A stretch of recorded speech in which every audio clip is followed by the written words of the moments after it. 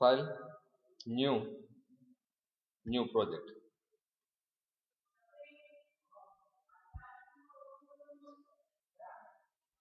Sir,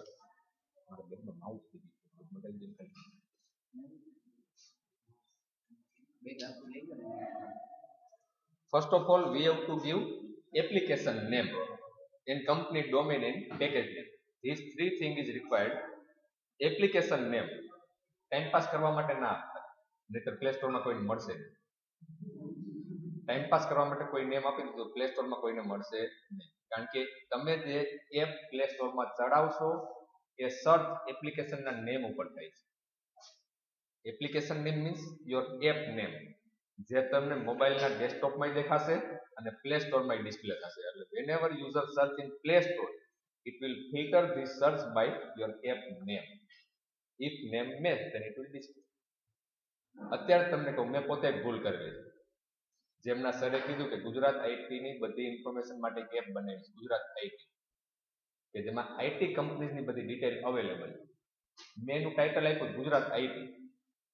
simply વિચારવા જાય તો ઇંગ્લિશમાં મિનિંગ એવું થાય ગુજરાત ઈટ, મેચ ના થાય. મારી ભૂલ થઈ. હવે મારે ત્યાં શું ટાઇટલ આપ્યું અત્યારે મને જે આઈડિયા નથી. એટલે તમે ગુજરાત આઈટી સર્ચ કરશો એટલે એપ નહીં આવે. મેં તો ટાઇટલ આપ્યું તોય ના આવ્યું, એપ્લિકેશન નેમ આપ્યું તોય સર્ચ નથી થતું. તો પછી મને ખબર હતી કે મારે કેમ સર્ચ કરવી. મેં ડબલ કોટમાં લખ્યું ગુજરાત એક જ પેલી પ્લે સ્ટોરની અંદર ઉપર સર્ચ કરીએ, પણ એ મને ખબર છે, યુઝરને ક્યાં ખબર. એટલે ટાઇટલ સિલેક્ટ એ રીતનું કરવાનું કે મોસ્ટ ઓફ યુઝર સર્ચ કરે તો તમારી એપ લિસ્ટિંગ થાય, નહીતર લિસ્ટિંગ થાય. હવે અત્યારે આપણે એપ સ્ટાર્ટ કરવાની છે. હું અત્યારે છેલ્લા 3-4 વર્કશોપ થયા એક ને એક એપ પાછી રિપીટ કરું છું. કારણ કે મને એ કોન્સેપ્ટ એવો મળ્યો, બધાને ખબર હોય એ એપની રિક્વાયરમેન્ટ, અને મોસ્ટ ઓફ ટેકનિક એમાં યુઝ થઈ જાય છે. સપોઝ હું એમ કહું કે આપણે મેડિકલની એપ બનાવી તો મેડિકલની આપને કઈ ખબર હોય, કદાચ મને ખબર હોય તો તમને ખબર ના હોય.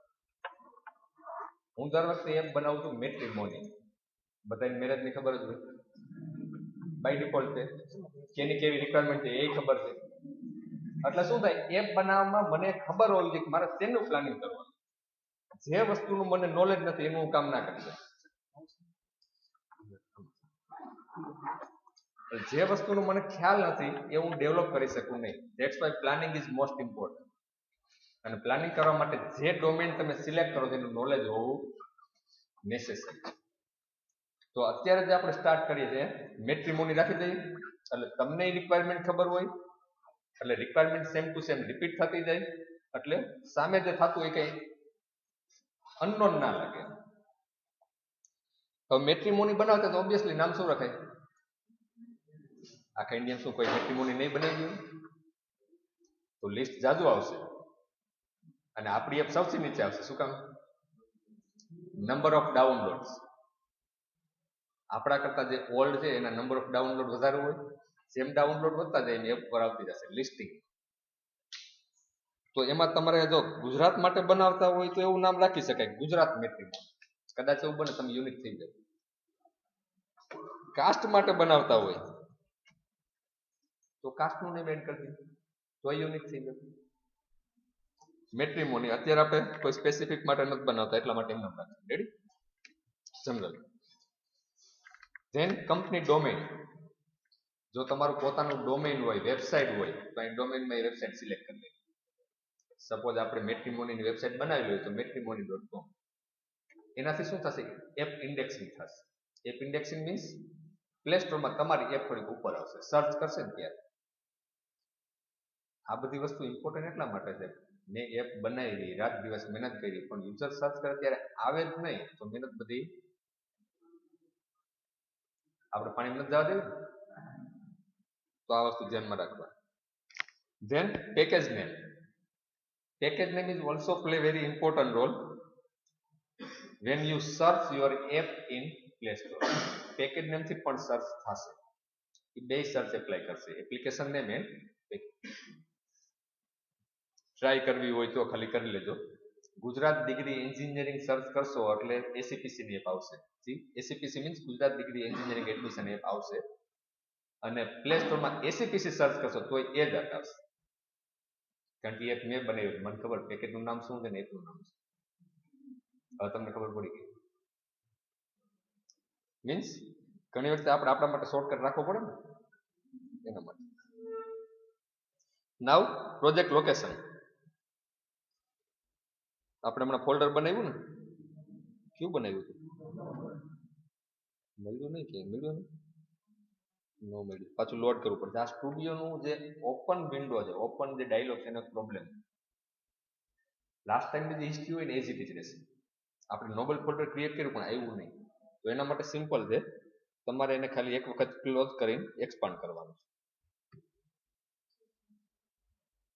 Close then expand. Now search noble. આવી ગયું. ઘણી શું થાય, મેં ફોલ્ડર બનાવ્યું મળતું નથી. ભૂલ ખાલી એટલી જોઈએ કે કોમા ભૂલાઈ ગયો હોય, 2 દિવસ લઈ ગયો, કારણ કે આપણે આપણી પર વિશ્વાસ છે. હું થોડું કોમા ભૂલ, એ ભૂલ 2 દિવસ ખાઈ જાય, એટલે એનું થોડુંક ધ્યાન રાખવું.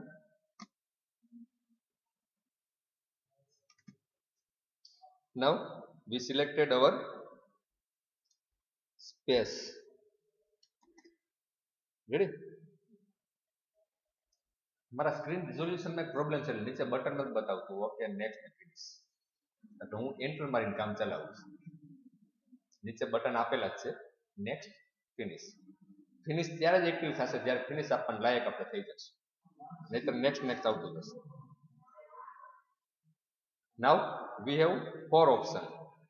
Phone and tablet, first one. Second one is wear, means Android wear. Watch આવે છે ને તે smart watch. TV, Android Auto, જે અત્યારે કાર ડેવલપમેન્ટ ચાલુ છે. આપણે હજી વાર લાગશે, કારણ કે આપણે હજી એમનો કારનો થોડો પ્રોબ્લેમ છે. Minimum SDK. Android નું લેટેસ્ટ APK અત્યારે 23 છે. Android Marshmallow 23. ડેવલપરને આ API થોડું યાદ રાખવું જરૂરી છે. યુઝરને ના ખબર હોય ચાલે. આપણે માર્શમેલોમાં ઓછું લખેલું આવશે, આપણે શું આવશે? API number. કદાચ ભૂલાઈ જાય તો નેટ ઉપર સર્ચ કરી લેવાય, એટલે લિસ્ટ આખું આવી. ગૂગલમાં સર્ચ કરીએ API વર્ઝન કે API નેમ આવી જશે. Minimum SDK is most important. જ્યારે ડેવલપ કરો ત્યારે તમે લેટેસ્ટ સ્ટુડિયોમાં કરો. SDK લેટેસ્ટ છે, પણ જો ઓલ્ડ મોબાઈલમાં નહીં ચાલે તો તમારા 50% યુઝર ગયા. શું કામ? ન્યૂ મોબાઈલ લેવો એ આપણો કામ છે. આપણા પપ્પા તો જૂનો જ આપે છે, કારણ કે આપણે મોબાઈલ બદલાવાનો શોખ છે, એટલે આપણે શું કરીએ, લેટેસ્ટ આવ્યો બદલાયું. પણ અમુક એવા યુઝર જાજા છે જે એપ યુઝ કરે છે પણ મોબાઈલ ચેન્જ કરતા નથી. ઇટ મીન્સ માર્શમેલો આવી ગઈ, પણ ઘણા મોબાઈલમાં જેલીબીન જ છે. માર્શમેલો પેલા લોલીપોપ, એની પેલા કિટકેટ ને એને પેલા. એટલે મિનિમમ મીન્સ કયા વર્ઝન સુધી સપોર્ટ કરશે. Back side, not forward. Means minimum SDK 18, otherwise you can change also here from 18, 17, 16 up to 15. બહુ લો જાવ પાછો પ્રોબ્લેમ થાય કે એડવાન્સ ફંક્શનાલિટી સપોર્ટ ના કરે. શું કામ? કારણ કે લો માં જાવ એટલે એ સપોર્ટ ના કરે, એટલે આગળની કામ ન કરવાનું. એટલે લો માપમાં જવું. કદાચ 2000 યુઝર છૂટી જાય તો ભલે છૂટી જાય, બાકીના 10,000 તો હેપી છે ને. એટલે રેશિયો જોઈ લેવાનો, અને એનું કેલ્ક્યુલેશન તમને બતાવશે નીચે. By API 18 later, second line માં જુઓ, approximately 66.9% of the device that are active on the Google Play Store. API 18 રાખશું મિનિમમ, એટલે near about 67% યુઝર કવર થઈ જશે. હવે મેં ચેન્જ કરીએ એટલે ફિગર બદલી જશે. 16 સપોઝ કરી દઈએ, 92% થઈ ગયું. પણ 92% ને કરવા જઈને એપના લૂપમાં આપણે કોમ્પ્રોમાઇઝ કરવું પડે. એના કરતાં બેટર છે 30% રહી જવા, તો ભલે રહી જાય, એ મોબાઈલ બદલાવી દેશે. આપણે આપણી ક્વોલિટીમાં કોમ્પ્રોમાઇઝ ના કરે, પણ કોમ્પ્રોમાઇઝ કેટલી હદ સુધી ના કરવું એ ડિસાઈડ કરવું. એ થોડું ડિસિઝન મેકિંગ છે, એ આપણે મેનેજમેન્ટ ઉપર છોડી દેશું. After 18, next screen. Here number of activity. First of all, clear one word, activity. I think activity means everyone know. Syllabus આવી ગયો ને? Syllabus આવી ગયો. Activity means one screen.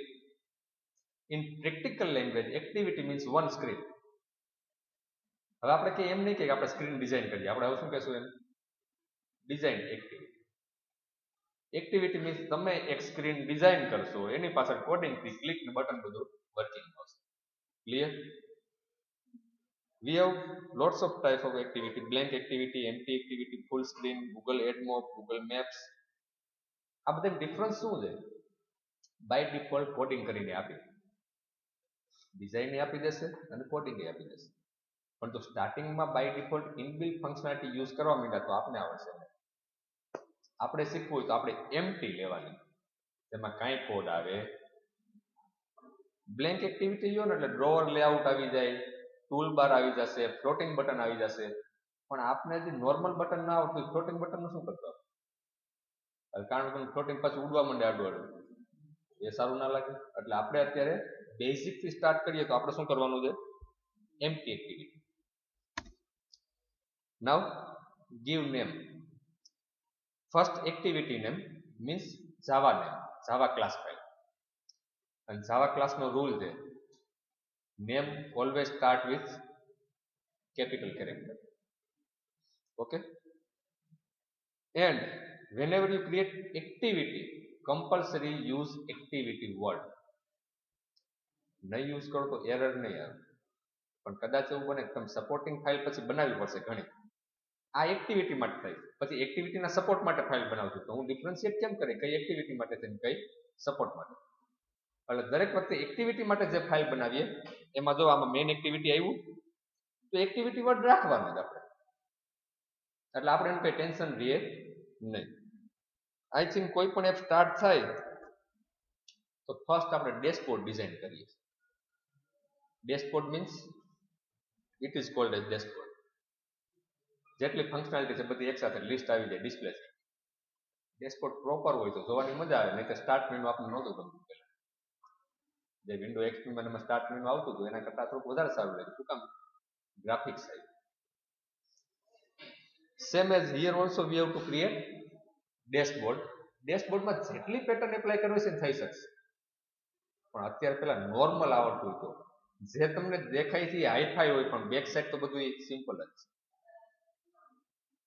Back side બધું સિમ્પલ જ છે, એમાં ક્યાંય કઈ હાર્ડ નથી.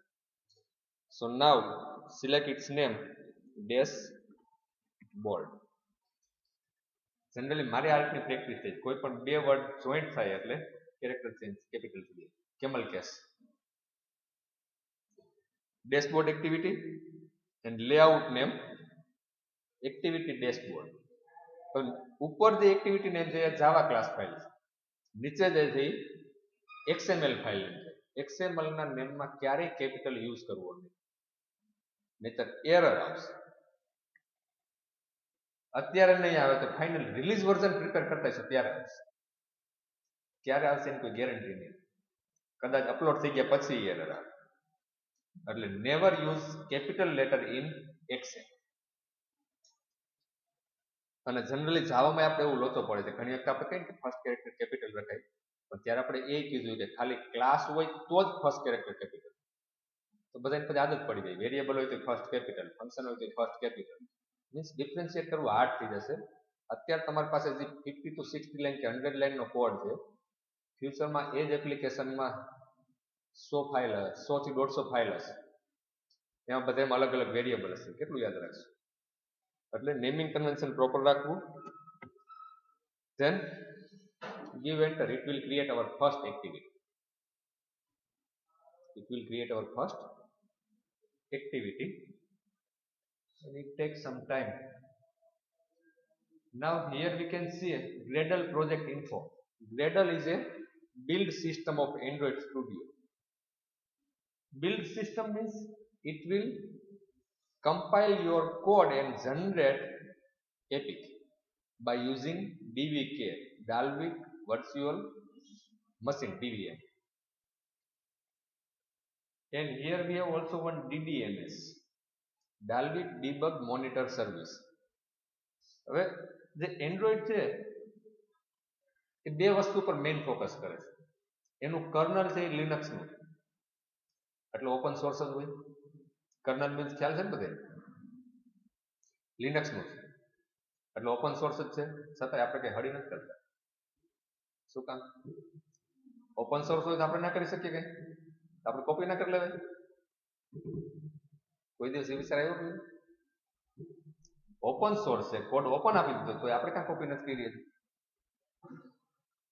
ઓકે, વિન્ડોઝમાં સિક્યોરિટી છે તો આપણે પાયરેટેડ યુઝ કરીએ છીએ. તો કાલ લિનક્સ કોપી ના કર્યું ત્યારે એની બિઝનેસ મોનોપોલી છે. બધું ઓપન આપે છતાંય તમે કઈ નહીં કરી શકો. અને જો કઈ કરવું હોય તો તમે જે કામ કરશો ને એને એ જ એટલું રિવોર્ડ આપી દેશે કે તમારે બીજું કઈ કરવું નહીં. પણ એના માટે 5-6 વર્ષ આપવા પડે.